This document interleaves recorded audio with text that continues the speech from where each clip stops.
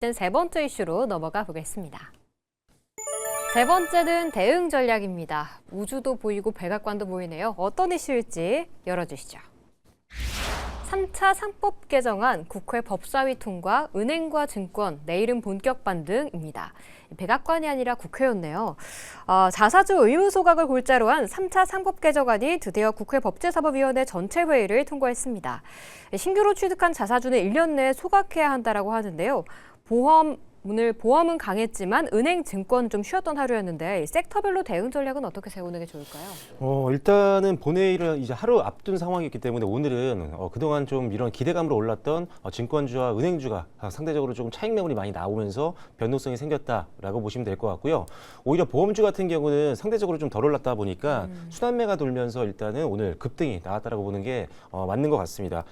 다만 이제 제가 봤을 때는 단기적인 일단 변동성이 좀 끝난다라고 한다면 오히려 저는 은행과 증권은 계속 볼 생각이 있지만 보험주는 좀 상대적으로 좀 리스크가 좀 있다라고 보고 있거든요. 네. 일단 기본적으로 이제 증권주 같은 경우는 뭐 아시다시피 지금 그 어느 때보다 높은 주가를 계속적으로 경신하고 있는 증시 화랑이잖아요. 그러다 보니까 거래량이 굉장히 늘어나고 있고 그 안에서 브로커리지 마진이 계속 늘고 있는 게 바로 증권사입니다. 그래서 기본적인 어떻게 보면 수익 구조가 굉장히 탄탄한 게 바로 증권주라고 보시면 될 것 같고 사실 증권주가 은행주의 어떤 수익을 넘어가선 적이 거의 없었거든요. 근데 이번에 한 기업 이름이 기억이 안 나는데 한 이제 증권사가 NHD 은행을 아마 이긴 걸로 알고 있어요. 작년 이제 순이익을. 그만큼 증권이 지금 엄청난 호황이다라는 것들을 이제 아신다면 일단 캐시카가 가장 큰 증권주 계속 볼 필요가 있다라고 보시면 될 것 같고요. 그다음에 은행주 같은 경우도 사실 과거에는 중간중간에 이제 변동성이 있을 때마다 방어주로서 많이 샀던 그런 맞아요. 종목이었죠. 일단 뭐 실적이야 워낙 또 안정적이니까요. 그런데 항상 이 PBR 꿈의 숫자라고 하더라고요. PBR 1배를 넘어선 적이 없었는데 KB금융이 드디어 이제 뚫었죠. 이거를 얼마 전에. 그만큼 은행주가 이제 올라갈 수 있는 부분들은 과거는 이제 어떻게 보면은 금리가 인하되는 시기에는 가장 중요한 지표 중에 하나인 순이자 마진이 떨어지는 경우가 굉장히 많았습니다. 네. 근데 이제는 옛날처럼 뭐 주택가본 대출이라든지 이런 걸로 이제 수익을 만들어내는 것들 비중이 좀 낮아지고 있는 상황이고 오히려 기업 대출이라든지 이런 쪽으로 많이 지금 비중을 늘리고 있는 상황이기 때문에 은행의 어떤 마진 구조가 훨씬 더 안정화됐다라고 볼 수가 있는 거죠. 거기에 추가적으로 보통주 자본 비율이라는 게 있는데 이게 은행의 핵심 자본력을 나타내주는 지표입니다. 그래서 은행주를 이제 평가할 때 이런 지표도 보게 되는데 이게 높은 수준을 기록하고 있어야지만 뭐 배당이라든지 자산 소각이라든지 이런 것들을 적극적으로 할 수 있는데 그 중에는 아마도 이제 KB금융이 4대 금융주 중에는 가장 높은 걸로 지금 나와 있거든요. 그러다 보니까 이런 것들이 좀 반영되면서 상대적으로 최근에 KB금융이 가장 많이 오르는 모습들을 보여줬었다라고 보시면 될 것 같습니다. 그래서 일단 뭐 충당금이라든지 이런 것들 과거에 문제가 됐었던 리스크들도 최근에 뭐 부동산 PF라든지 이런 것들도 많이 반영이 된 상황이기 때문에 리스크는 많이 줄어들고 과거 대비 훨씬 더 이익 구조가 단단한 은행주도 볼 필요가 있다.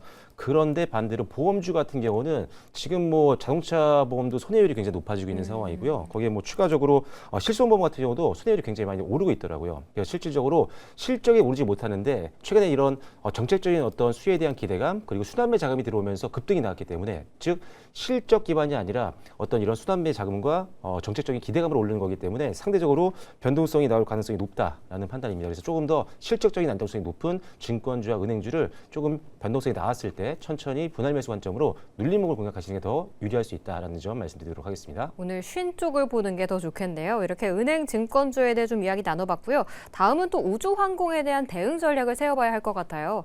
아르테미스 2호 발사가 좀 연기됐고 게다가 뭐 샘 올트먼은 우주 데이터 센터 뭐 터무니없는 소리다라는 등 우주항공 섹터에 좀 노이즈가 하나씩 등장하고 있는 상태이거든요. 우주항공 관련주 오늘 좀 쉬었는데 이제는 비중 조절하는 게 맞을까요? 저는 우주항공주 같은 경우에는 사실 접근 자체가 단기적인 접근보다는 그냥 쭉 들고 갈 수 있는 장기적으로 봤을 때는 지금 더 들고 가도 좋다라고 보고 있고 그리고 오히려 눌렸을 때 비중을 더 확대하는 전략도 괜찮다라고 생각을 하고 있거든요. 사실 우주항공 관련된 섹터는 일정에 따라서 워낙 변동성이 크기는 하지만 뭐 아무래도 이런 신성장 산업이기도 하고 여전히 개척을 하고 있는 산업이기 때문에 그런 관점에서 쭉 들고 가는 전략으로 대응하는 게 맞다라고 판단을 하고 있고 이번에 그 아르테미스 관련해서는 일정이 다음 달로 밀렸더라고요. 네. 근데 일정이 뭐 장기간 밀려난 것도 아니고 다음 달인 만큼 뭐 그런 모멘텀들도 여전히 살아있다라고 생각이 들어서 그와 관련해서 올라갔던 종목들 꾸준히 보시면 좋을 것 같고 뭐 대표적으로 대장 역할하는 하나 에어로스페이스라던가 아니면 최근에 많이 올라갔던 나라스페이스 테크놀로지라던가 캔코 에어로스페이스 이런 종목들 눌림목 구간에서 접근을 해보는 전략도 나쁘지는 않다라고 판단을 하고 있어요.